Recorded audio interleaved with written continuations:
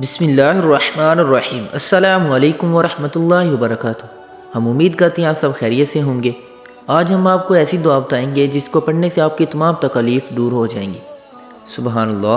حضرت ابن عباس رضی اللہ تعالی عنہ سے روایت ہے کہ ہمارے پیارے آقا صلی اللہ علیہ وآلہ وسلم تکلیف کے وقت میں یہ دعا پڑھا کرتے تھے۔